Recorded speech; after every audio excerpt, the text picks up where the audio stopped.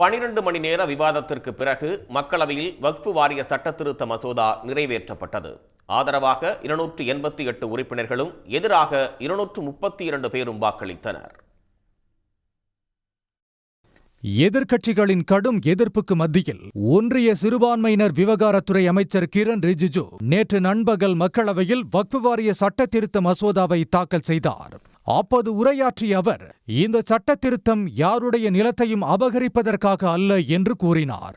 மேலும் காங்கிரஸ் ஆட்சியில் வக்ஃபு சட்டம் நீர்த்து போனதாகவும் அவர் குற்றம் சாட்டினார். அதற்கு கடும் எதிர்ப்பு தெரிவித்த காங்கிரஸ் எம்பி கௌரவ் கோகாய், ஒன்றிய அமைச்சர் கிரண் ரிஜிஜு நாடாளுமன்றத்தில் தவறான தகவல்களை பேசுவதாக கூறினார்.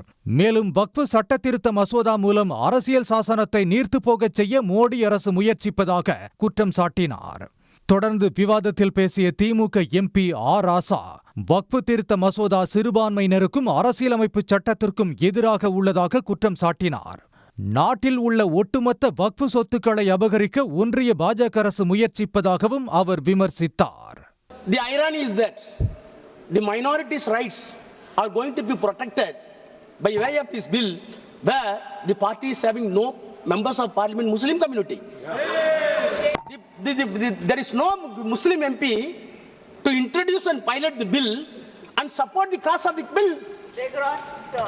They are not able to produce a single member of parliament, and they are giving moral advice to us how the secularism can be protected. தொடர்ந்து காங்கிரஸ் எம்பி கேசி வேணுகோபால், ஒன்றிய உள்துறை அமைச்சர் அமித்ஷா உள்ளிட்டோர் விவாதத்தில் பங்கேற்று உரையாற்றினர். 12 மணி நேரத்திற்கு மேல் காரசார விவாதம் நடைபெற்ற நிலையில் நள்ளிரவு 12:30 மணிக்கு வாக்கெடுப்பு தொடங்கியது.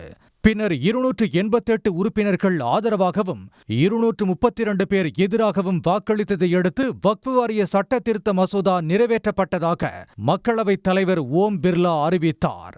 இதுகுறித்து எக்ஸ் தளத்தில் பதிவிட்டுள்ள காங்கிரஸ் எம்பி ராகுல் காந்தி, வக்ஃபு சட்ட திருத்த மசோதா என்பது இஸ்லாமியர்களின் தனிப்பட்ட சட்டங்கள் மற்றும் அவர்களின் சொத்துக்களை பறிப்பதற்கான ஆயுதம் என்று விமர்சித்துள்ளார்.